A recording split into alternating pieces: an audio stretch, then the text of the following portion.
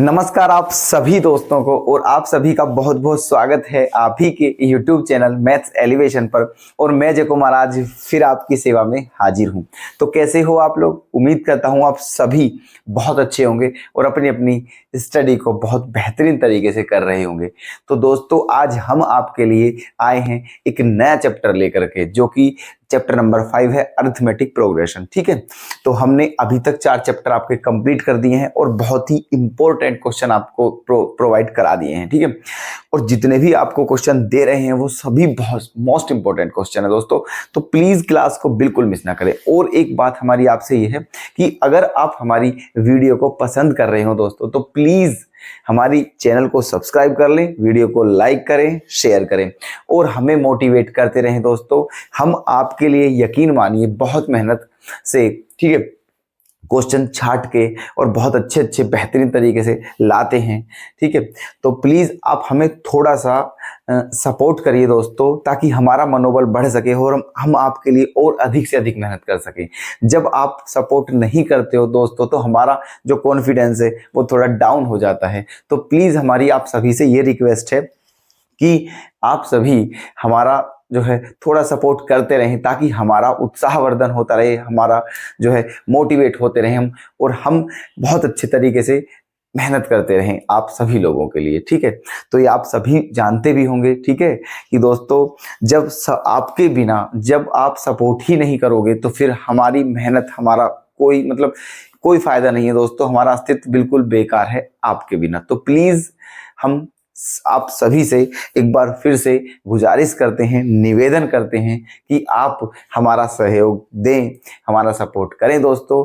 और हम आपसे एक वादा करते हैं, बस आप हमारा सपोर्ट करते रहिएगा और हम आपके लिए दोस्तों बेअंत मेहनत कर देंगे, पक्का, ये हमारा आपसे प्रॉमिस है। ठीक है, और अभी भी दोस्तों हम देखो डेली क्लास आपके लिए लेकर के आ रहे हैं। ठीक है, कभी कभार दोस्तों नहीं आ पाती है क्लास, तो उससे बिल्कुल चिंतित ना हो। हम इतने व्यस्त हैं दोस्तों, अपनी लाइफ में बहुत ज़्यादा व्यस्त हैं, लेकिन फिर भी आप लोगों के लिए समय निकाल कर आपके लिए क्लास लेकर के आ रहे हैं, और वो भी ऐसे प्रश्न जो कि बिल्कुल एग्जाम में आने वाले हैं। ठीक है, तो आप हमारी भावनाओं को समझें, ठीक है, और हमारे साथ जो है एक ऐसा सिस्टम बनाए दोस्तों, ठीक है, ताकि हमें क्लास लाने में आपके साथ बहुत ज़्यादा खुशी हो। ठीक है, तो बस हम आपसे बस यही कहना चाहेंगे दोस्तों, ठीक है, कि अगर आप हमें अपना समझते हो, ठीक है, और आपको लग रहा है कि हाँ ये बंदा मेहनत कर रहा है, तो प्लीज़ दोस्तों थोड़ा, ठीक है, सपोर्ट तो आपको करना चाहिए। ठीक है, चलिए तो शुरुआत करते हैं अपनी। ठीक है, क्या है ये रहा हमारा चैप्टर नंबर 5। ठीक है, नाम क्या है इसका? अरिथमेटिक प्रोग्रेशन, समांतर श्रेणी। ठीक है, तो देखिए इसके क्वेश्चन पढ़ने से पहले, क्वेश्चन जानने से पहले इसके फॉर्मूले समझ लीजिए दोस्तों। ठीक है, क्योंकि बिना इनके क्वेश्चन भी नहीं हो पाएंगे। ठीक है, देखो फॉर्मूले जान लेते हैं इनके। तो अरिथमेटिक प्रोग्रेशन जो होती है दोस्तों, समांतर श्रेणी बोलते हैं हिंदी में। ठीक है, एपी बोलते हैं शॉर्ट फॉर्म में। ठीक है, तो अरिथमेटिक प्रोग्रेशन कुछ इस टाइप ऐसे होती है दोस्तों। ठीक है, ये A plus D, A plus 2d, A plus 3d, A plus 4d up to infinite. ठीक है, तो आप देख रहे हो कि ऐसी सीरीज है ना, जिसके जो टर्म है, ऐसी सीरीज जिसके टर्म जो है, ठीक है, उनका डिफरेंस क्या हो, इक्वल। ठीक है, उसे ही क्या बोलते हैं हम? अरिथमेटिक प्रोग्रेशन बोलते हैं। जैसे कि ये रही आपके सामने, इन सभी में कितने कितने का डिफरेंस है दोस्तों? डी का, इसीलिए कॉमन डिफरेंस है, इसीलिए क्या है? समांतर श्रेणी है, अरिथमेटिक प्रोग्रेशन है। ठीक है, अब देखिए फर्स्ट इसका फॉर्मूला देखते हैं क्या है। nth term of an AP from the first. ठीक है, एक समांतर श्रेणी का फर्स्ट से, ठीक है, स्टार्टिंग से nth टर्म का फॉर्मूला क्या होगा? टी एन बराबर A plus N minus 1 into T. Okay, और इसका लास्ट टर्म का फॉर्मूला भी बिल्कुल सेम होगा, A plus N minus 1 into T. ठीक है, अच्छा अब है दोस्तों nth term of an AP from the last. ठीक है, अगर स्टार्टिंग से nth टर्म निकालना हो तो उसके लिए इस फॉर्मूले का यूज करोगे आप, लेकिन अगर लास्ट से nth टर्म निकालना हो तो फिर ये फॉर्मूला यूज होगा, l minus N minus 1 into D. Okay, और अगर nth टर्म निकालना हो तो एक फॉर्मूला उसका ये भी है दोस्तों, अगर आपको सम ऑफ n टर्म्स पता हो और सम ऑफ n माइनस 1 टर्म्स पता हो, ठीक है, तो उसमें से इसे माइनस कर दोगे तो भी क्या आ जाता है दोस्तों? आपका nth टर्म आ जाता है। ओके, अब ये देख लीजिए, ये क्या है, सम ऑफ फर्स्ट एन टर्म्स, ठीक है, मतलब जो फर्स्ट एन टर्म्स हैं उनका सम का क्या फॉर्मूला होगा, तो S N is equals to होता है N upon two, two A plus N minus one into D, ठीक है, ये होता है। और इस फॉर्मूले को हम ऐसे भी लिख सकते हैं N upon to A plus L, clear है, ठीक है। चलिए, और एक फॉर्मूला ये और है, अगर तीन टर्म है ए बी सी, ये ए बी सी क्या है, तीन टर्म है, अगर ये तीनों ही एपी में है तो दोस्तों क्या शर्त होती है, जो बीच वाली टर्म है उसका जो दो गुना होता है वो बाकी टर्म्स के सम के बराबर होता है, ठीक है, कहने का मतलब टू बी बराबर ए प्लस सी, ठीक है। तो ये फॉर्मूले हैं इनके, प्लीज इन्हें नोट कर लें और लर्न कर लेना, तभी आप क्वेश्चन समझ पाओगे, ठीक है। और ये जो सिंबल आ रहे हैं इसमें, ठीक है, ये भी हमने देखो साइड में बता दिए हैं। जो ए है उसे क्या बोलते हैं, फर्स्ट टर्म, हिंदी में बोलते हैं प्रथम पद, ठीक है। और जो डी है उसे क्या बोलते हैं, कॉमन डिफरेंस, हिंदी में सार्वंतर बोलते हैं। कैसे निकालते हैं इसे, ठीक है, सेकंड टर्म में से फर्स्ट टर्म को माइनस कर दो, या फिर थर्ड टर्म में से सेकंड टर्म को माइनस कर दो, मतलब वही है, आगे वाली टर्म से पीछे वाली टर्म को क्या करना है, माइनस, तो आपका कॉमन डिफरेंस आ जाता है। एन क्या है दोस्तों, नंबर ऑफ टर्म्स, पदों की संख्या। टी एन क्या है, nth टर्म, nवां पद।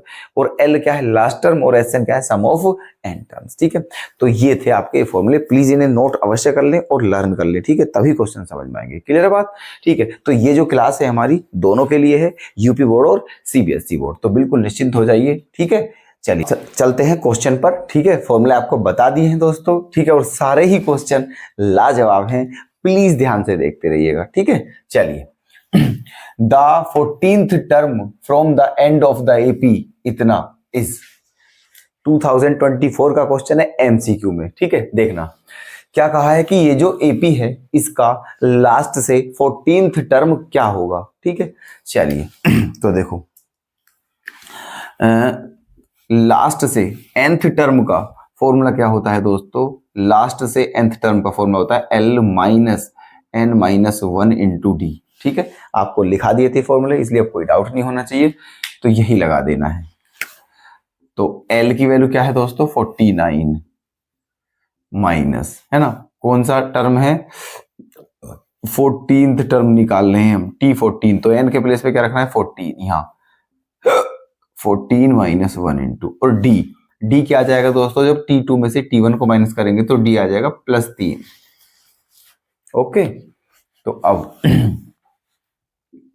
क्या आ गया है ये यहां से, 49 माइनस 14 माइनस वन क्या बचा, 13, और 13 3 जा, है ना, 39, तो 49 माइनस 39 क्या आ जाएगा दोस्तों, ये आ जाएगा 10, है ना, और यही है आपका आंसर, क्लियर।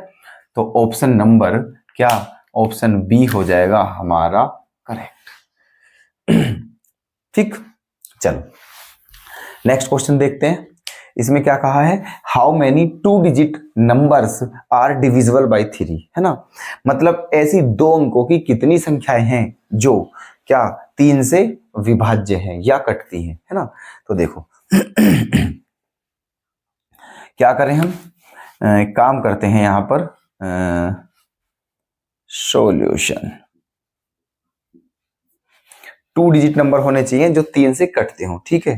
तो क्या क्या होंगे वो नंबर दोस्तों, वो नंबर वो होंगे नंबर आपके 12, 15, 18 ऐसे, और 99, है ना। ये सभी नंबर 2 डिजिट नंबर हैं और सारे ही 3 से डिविजिबल भी हैं, ठीक है, सारे ही 3 से डिविजिबल भी हैं, लेकिन ये आपको बताने हैं कि इनकी संख्या कितनी है, मतलब कितने बैट कितने हैं, ये बताना है आपको, मतलब n की वैल्यू बतानी है, ठीक है। तो चलिए यहां से एक काम करते हैं, ठीक है, यहां भी आप लगा दीजिए फॉर्मूला, है ना, कौन सा, l वाला, ठीक, ये वाला फॉर्मूला लगा दीजिए, l बराबर a plus n minus one into D. तो l की वैल्यू क्या है, 99, है ना, l की वैल्यू क्या है, 99 इज इक्वल्स टू a की वैल्यू क्या है, 12 प्लस n आपको बताना है इंटू 1, और d की वैल्यू क्या होगी, 3, है ना। अब देखो 99 में से 12 माइनस करिए तो कितना बच जाएगा, ठीक है, 9 - 2 7 और 9 - 87, ठीक है, और इक्वल टू में क्या है n-1 इंटू 3। अब इस 3 का इसमें दे दीजिए डिवाइड, तो 3 2 जा 6 और 3 9 जा 27 इज इक्वल टू n-1। 1 इधर जाके क्या हो जाएगा प्लस, तो n की वैल्यू क्या आ जाएगी दोस्तों 30। ओके, तो ऐसे कितने नंबर हैं 30 नंबर हैं जो 2 डिजिट नंबर हैं और 3 से डिविजिबल है। क्लियर हमारी बात है ना। चलो नेक्स्ट क्वेश्चन पर आते हैं। इसमें क्या दिया है फॉर द एपी इतना, if A4 upon A7 is equal to इतना, तो फाइंड द इतना। ठीक है, चलो 21 22 में है, 2 मार्क्स का क्वेश्चन है। ये दोनों 1 मार्क्स के थे, लेकिन ये 2 मार्क्स के हैं दोनों, है ना। देखिएगा क्या दिया हुआ है A4। अब देखो A4 का मतलब है दोस्तों 4th टर्म, है ना। और हमने आपको बताया था फॉर्मूला TN क्या होता है, TN nth टर्म, TN कह दो या AN कह दो, बात एक ही है ना। A plus n minus 1 into D, तो ये 4th टर्म है, तो ये क्या होगा A plus 4 minus 1 into D, तो 4 माइनस 1 क्या बचेगा 3D। इसका मतलब इसके प्लेस पर हम क्या लिख सकते हैं, है ना। देखो क्या दिया हुआ है A4 upon A7 is equals to 2/3। तो A4 की वैल्यू क्या है A प्लस 3D और A7 की वैल्यू क्या है A plus 6D is equals to 2/3। Clear है बात, ठीक है। चलिए अब कर देते हैं मल्टीप्लाई, तो क्या हो जाएगा 3A प्लस 3 3 जा 9D is equals to 2A plus 2 6 जा 12D। तो 3A माइनस 2A क्या बचेगा A, और 12 माइनस 9 क्या बचेगा 3D। तो ये आपकी किसकी वैल्यू आ चुकी है, A की वैल्यू है D की फॉर्म में, है ना। चलिए आपको क्या बताना है ना, आपको क्या बताना है, देखो आपको बताना है ये A6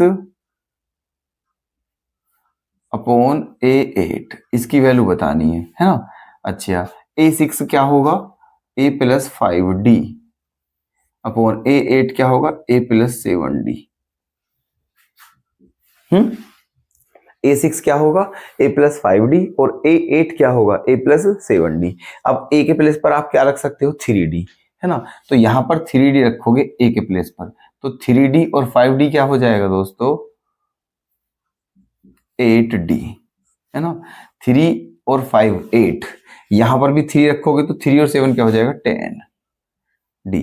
तो D से D कैंसिल हो जाएगा, 2 4 जा और 2 5 जा, तो आपका आंसर क्या आ जाएगा 4/5। क्लियर है, ठीक है, ये था।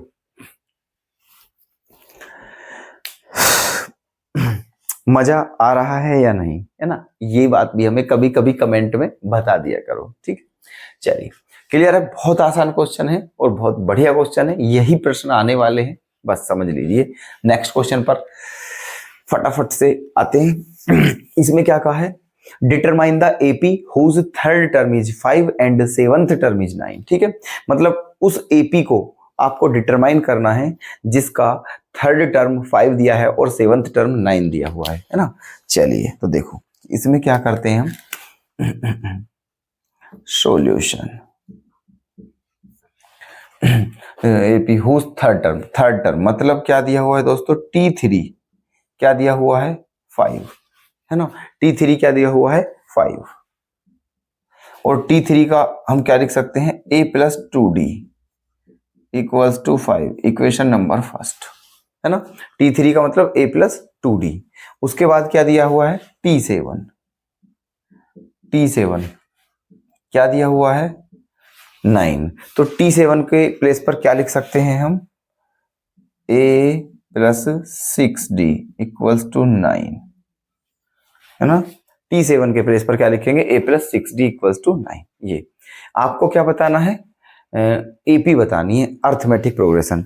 स्टार्टिंग में जब आपको फॉर्मूले समझाए थे, एक्सप्लेन किए थे, तभी लिख दिया था कि एपी क्या होती है, ए plus D, A plus 2d, A plus 3d etcetera. ठीक है, ऐसे। तो इसका मतलब एपी को बताने के लिए दो वैल्यू चाहिए हमें, ए और डी, वही निकालेंगे यहाँ से। दो इक्वेशन बन चुकी हैं ए और डी की फॉर्म में, दोनों को सोल्व कर लेते हैं। ठीक है, तो क्या करना चाहिए यहाँ पर माइनस कर देते हैं। ठीक है, माइनस माइनस माइनस ऐसे, है ना।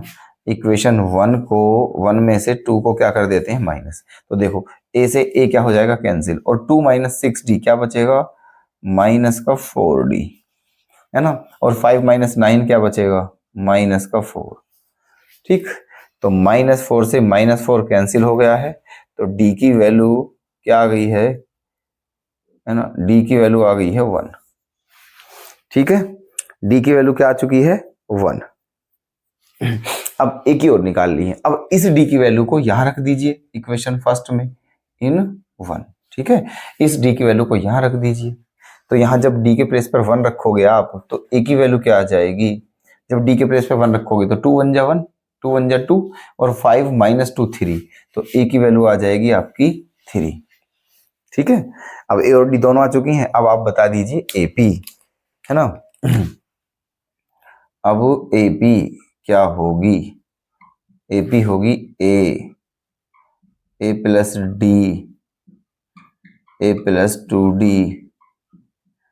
ए प्लस 3d एक्सेट्रा। ठीक है, ऐसे करके। तो ए की वैल्यू कितनी है दोस्तों, 3, कोमा ए प्लस डी, मतलब 3 और 1 4, है ना। यहां क्या हो जाएगा, 3 प्लस 2 5, फिर क्या हो जाएगा 6, फिर क्या हो जाएगा 7, फिर क्या हो जाएगा 8, और यही है आपका आंसर। ठीक है, ये थी, आपको बस एपी बतानी थी, ये आपकी एपी ही है ना।